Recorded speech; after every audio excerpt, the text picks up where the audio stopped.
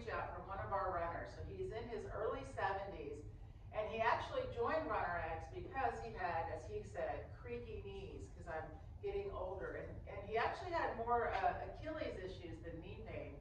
But either way, he came into the membership, and we worked a lot on, and we're going to talk about it for everybody, just especially as we get older, that we have to be more aware of our movement and have more intent and make sure we're efficient. And then if you learn how to do some movements correctly and get more efficient, especially in running and even in walking, it's amazing what can happen and how much better you feel. So we talked to him about, keeping his knees bent and of course pulling his foot. And he just sent me a race report that he ran, and instead of having pounding in his quads when he ran down the hill, he actually really enjoyed running downhill. And this is great because, he wants to keep running, of course, as long as he can. So the answer to why does running downhill hurt? Like, why does it come across as this pounding in our quads and hurting our knees?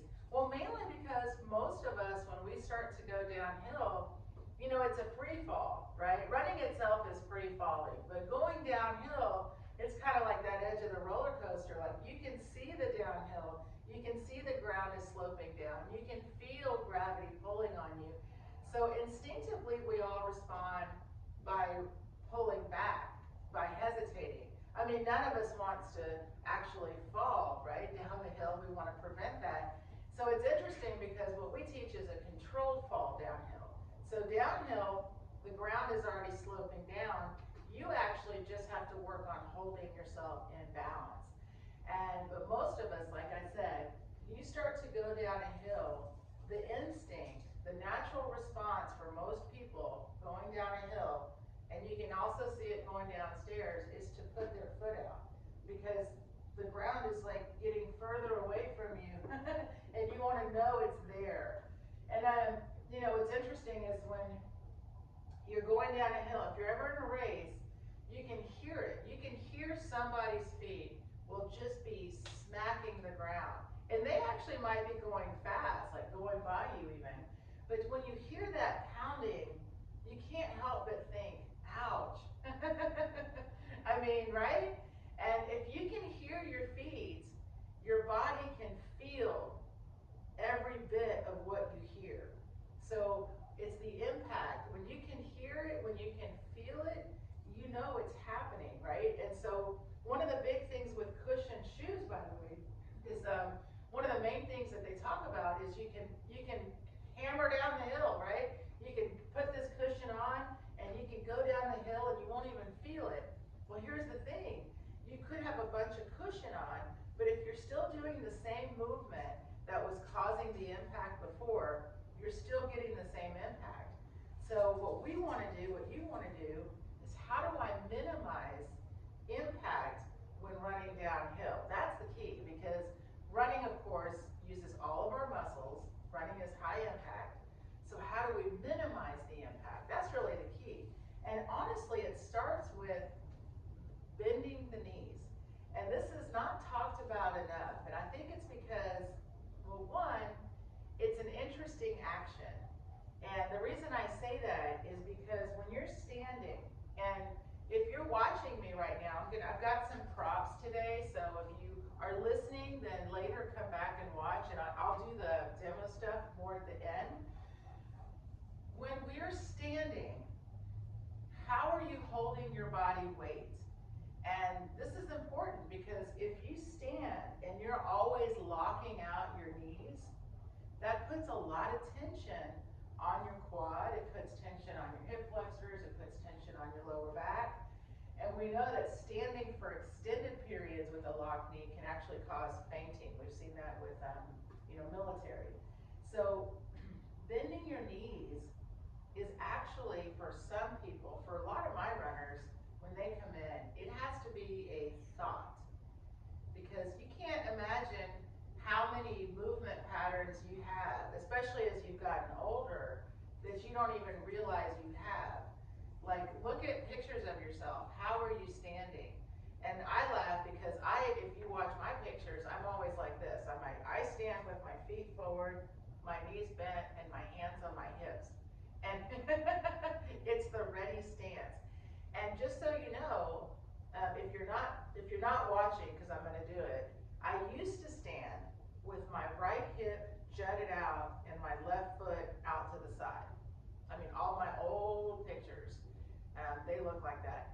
And then I would go and run, and my left leg would hurt. And I remember this woman I became very close with. She's a physical therapist. And in my early days of marathoning, here I am trying to be a running coach, and I'm learning this new method to teach people, and then my hip hurts, my leg hurts. And she's like, look at how you stand. And I stand all the time because, especially, working in a gym, being a trainer, you're standing way more than you are seated. So you're still getting the same, movement pattern injuries. Like people that sit for a long time, right? Their hip flexors are always tight. You get up out of a chair and you're like, oh, my hip flexors. Well, when you stand all the time, how you stand affects everything.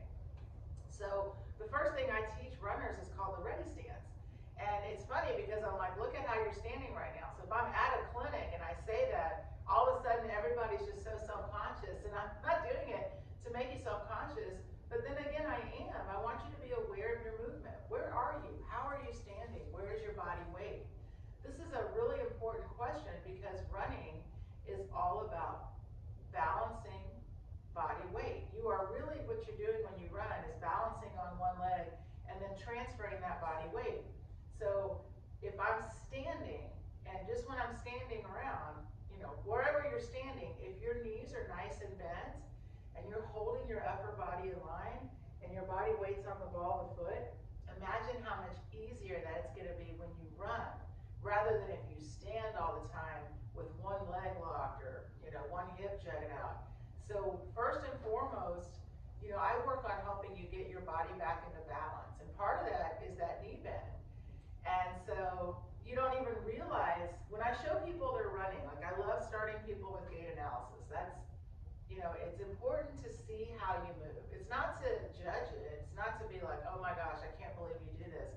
It's for you to see your own movement pattern, because we do things that we don't realize we're doing. I mean, most of us will look at our video and go, I didn't even know I did that.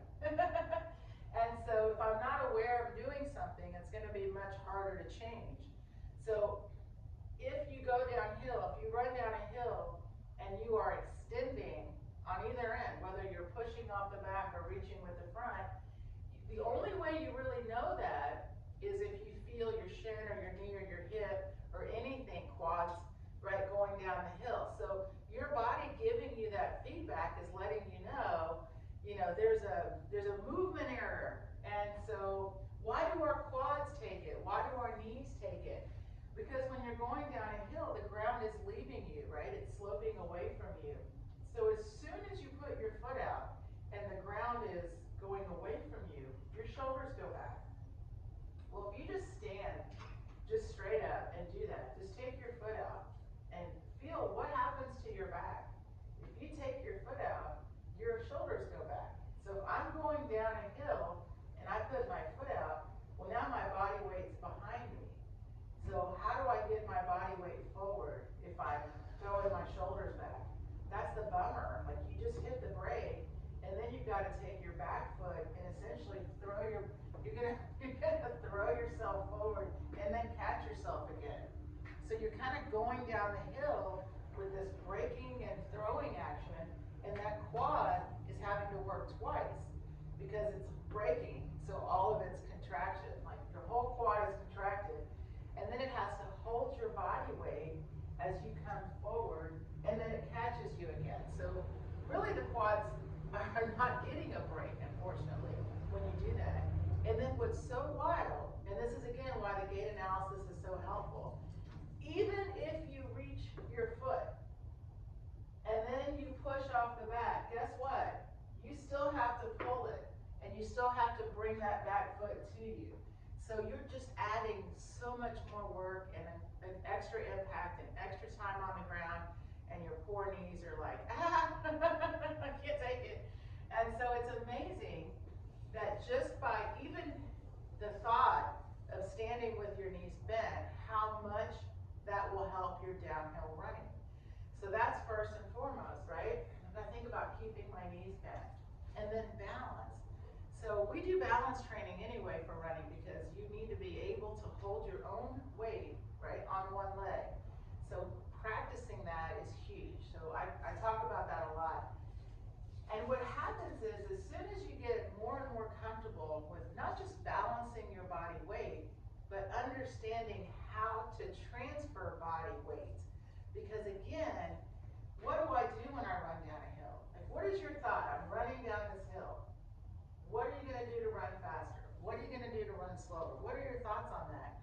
How are you going to, what's your strategy for the downhill? Because people say to me all the time, I just slow down. And I'm like, well, what does that mean? Slowing down. Are you slowing down your cadence? Are you slowing down are you walking? So this is an important conversation because you want to use muscle elasticity throughout your run, right? The run. Not if you break to walk, but running. For running, we want to use muscle elasticity. So if you are thinking, I'm going to slow down, you need to also think, I'm going to slow down my pace. However, I'm still going to pull my feet up quickly. And this is so important. And by the way, I teach everyone starting this way. What happens is if you have the thought of, I'm going to, and that's fine, you can slow down the hill, no problem, but that doesn't mean your feet slow down. And this is where people, I'm telling you, saving your knees is all about learning how to use elasticity. So if my knees are bent, and I don't want to just sprint down the hill, which is a very smart move, depending on how you feel, then all you have to do is keep your knees bent and your feet under you, and you just pull down the hill. This is the best part about learning to run efficiently. The running action never changes. Running is always the same. You're holding your body, it's called the running pose, you're holding your body in line, and you are letting gravity be the accelerator, just falling, and then you pull your foot. So the change in running is your angle of fall. That's going to be your how fast you run. That's your choice. And then your pull is in response to your fall. So the best part about running downhill is that the fall is happening, right? If I'm standing on the edge of a downhill, the only reason that I'm not going down the hill, one is I'm on both feet, so I'm balanced, right? And second, my shoulders are slightly behind me. If you're standing on the edge of a downhill, and you know, I'm not a skier, but I'm sure a lot of you have skied before, but it's the same thing. If you're waiting to go, it's not your turn yet, why aren't you just flying down the hill, right? It's because of where you're holding your body weight. And you might even have your poles here, right? But you're holding yourself back. So then what we have to remember, and this is just a part of running in general, is that, and I'm not skiing anymore, I'm running, is that as soon as I shift my body weight up, this probably happens on skis too, as soon as I shift my weight up, body weight is going to go forward. As soon as I take my weight from behind me and I lift it up so it's over my hips, then my body starts to travel and my response has to be pull. So this is just in general running, but the best part is downhill, the fall is happening because the ground is already sloping away. So I love it, I call it the scarecrow drill. And basically it's holding your elbows out for balance. So if you're going down a hill, and you can try this guys, go down a hill and take your elbows out and just feel that when you do that, it lifts your torso up and it helps your feet stay under you know? And then when you drop your hands, be ready, because when you do that, it puts you back into that running pose and then your feet will pick back up. But ideally, running downhill should feel effortless on your feet because your body is being able to travel freely, right? So your feet are essentially right under you or even a little behind. So when you start to feel that feeling of elasticity, of my body is enjoying this, it's so different than the jerky stop motion that a lot of people use for downhill running. And again, it's amazing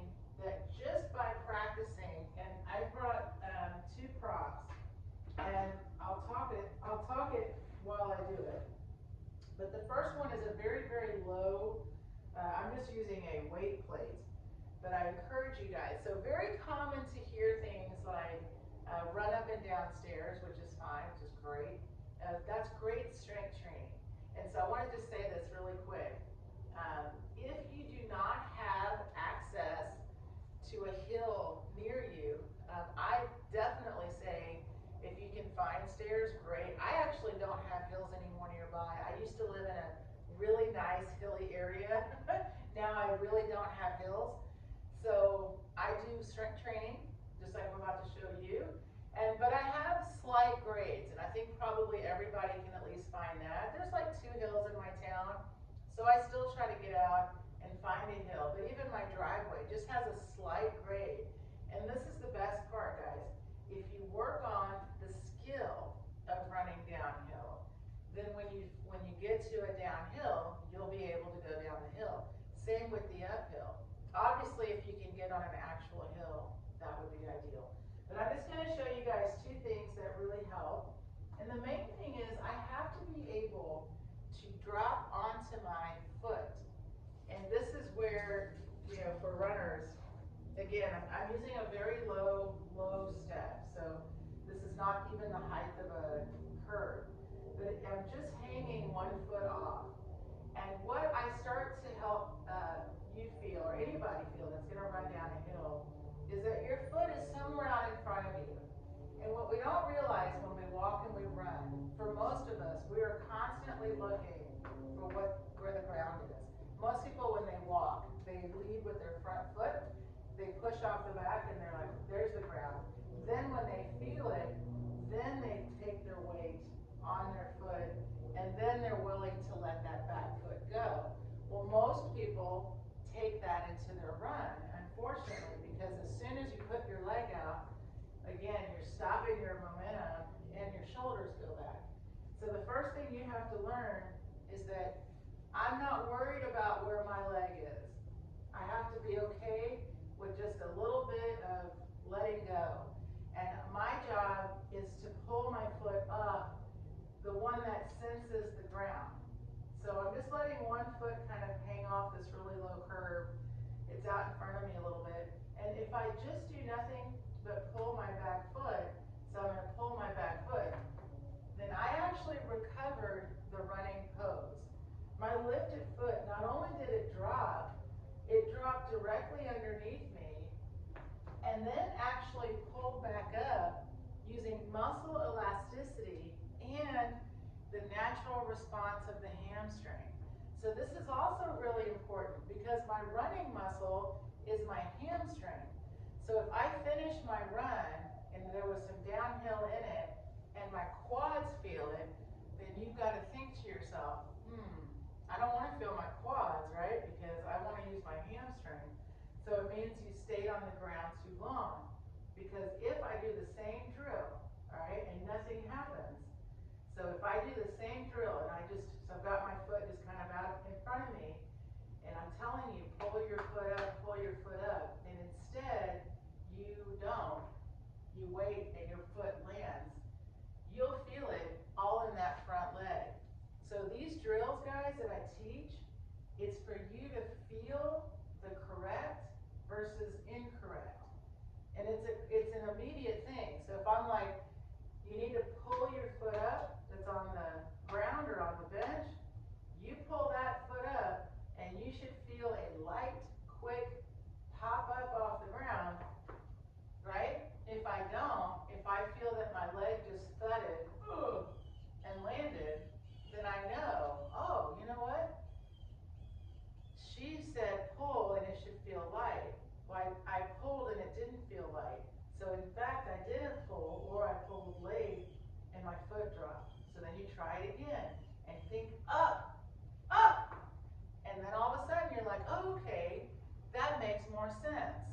And then what starts to happen is when these things make sense and your body connects with the movement, well, one, I'm also getting stronger. Like with these drills comes strength. With these drills comes muscle tendon elasticity. What's missing from a lot of our running is using that muscle tendon elasticity. If you're feeling your quads and you're feeling your knees or your shins or any joint, then you've got to know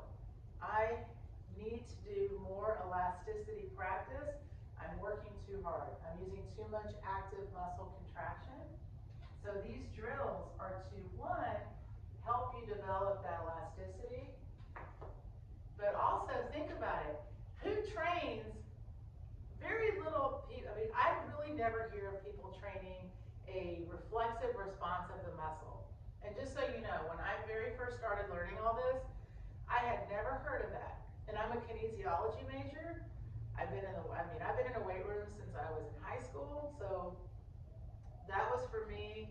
So for me, by the way, I shouldn't say it like that, because when I thought of reflexive responses, it was more like you go to the doctor's office, right? And they do that little test on your bicep, or you got your leg here, right? And they pop your knee, they have a little hammer, right? That little reflex hammer, and they pop the knee and that leg kicks forward. So that's really as far as I ever got to thinking about reflexive responses of a muscle. I didn't think about that kind of response for runners or for even the weight room. Like, it just wasn't, really a thought, because everything that I was taught was so much more active muscle. Everything, especially in the 90s, was really active muscle, and separation of muscle, by the way, was very popular. Now we don't do that, right? Now people are so much more, functional strength is so common, right? Learning how to use the body together. But just so you know, like, I got to go through all that progression. And just when I first started learning running is the first time that I was introduced to that concept of training the body as a unit rather than body parts. I mean, I used to teach classes called glutes and abs. We're only working our glutes and our abs. And we're going to do a whole segment. My next segment is actually on strength training. So don't think that I don't love strength training. I love strength training. However, for a long time, we thought that you could isolate body parts. Now we know that the body is always working together. But yes, at 100%, you want to make sure that you're training the body correctly. And it's not that you don't do body parts, it's just that thought back then that we could just isolate, right? Now we know it works together. So it's important because most of us do not do hamstring pulls. There's not a machine for hamstring pulls, and most people train their hamstrings doing deadlifts, squats, deadlifts. I see this all the time. So I see all of this like strength for runners, and you do want stronger legs. It definitely will help you go down the hill. However, what's really going to help you go down the hill is working on your elasticity with your strength together with the movement you want to use. So that's why I start everybody with just body weight. You don't need gadgets. You can find a low step to stand on, and then you work on it. You work on the thought and the intent that I need to only lift my upper body up and pull my foot. And the response will be for my body to recover that running pose so that I'm always ready to pull my foot and keep running. So I got two out because, just so you know, I'm all about progression. So you start here, and in fact, you can start with nothing. I mean, everything I do, and you guys see it on my Instagram, on my social, that I do everything body weight. So I can do this even with body weight, right? But you want to progress. So in 100%, you progress. So I've got people that are up to this, right? So it's the same thing. But now I'm on a much higher scale. So if I've got someone that's been trail running for a while, or they're going for speed, they want to really race this race, they've gotten to this point, it's the same thing. My foot's hanging up, I pull up, you see? So I'm training myself to get stronger in my ability to drop my own body weight onto my foot. So if it was a steep hill, I would have no fear because I've trained already. Well, I mean, I cannot see the ground, right? I'm looking ahead, but I'm on a pretty high box. It's like a 12-inch box. And I wouldn't go higher than this, by the way, just so you know. Even if you're a fantastic runner, you don't need to. But my front foot's relaxed. I'm really connected to the foot that's on the bench because that's my support foot. And I'm going to have one thought, and that's only up. And I go up, and I allow myself to drop. And then I immediately, that foot pulled up. I didn't stay on it, right? And I certainly wouldn't progress to this box until I mastered the first one. And it's just really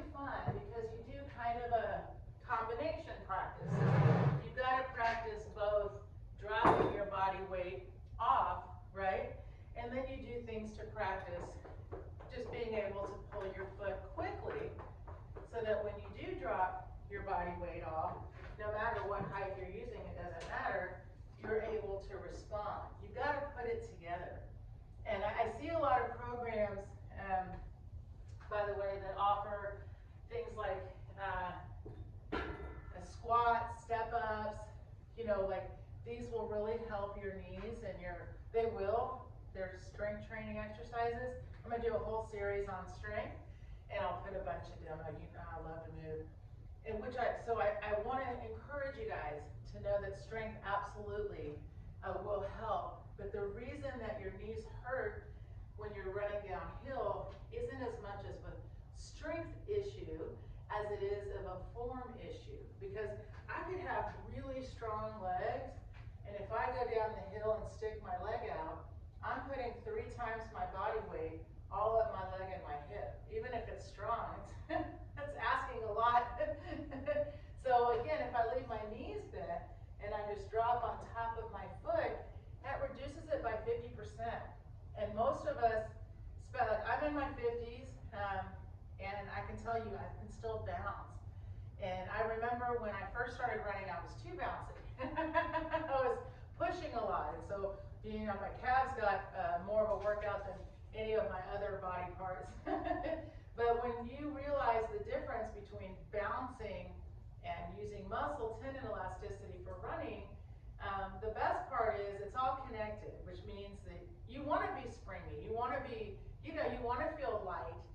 You just want to take all of that good bouncing energy and bounce it forward. And that's something, of course, that I help you learn. But a lot of runners, as they get older, right, they start to feel their knees more or their hips more. And they don't feel light and springy, which is why they start to get more cushion in their shoes, or they start dropping their running distance.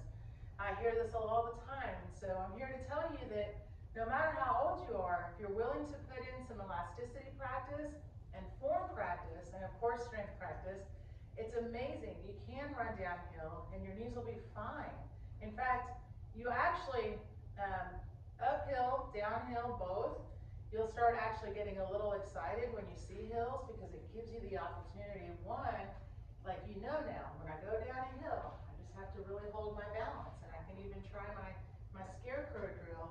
If I feel my feet, if I hear my feet, if I feel my quads, if I feel my knees, I can pull, I can lift my arms up, it'll put my feet right back underneath me.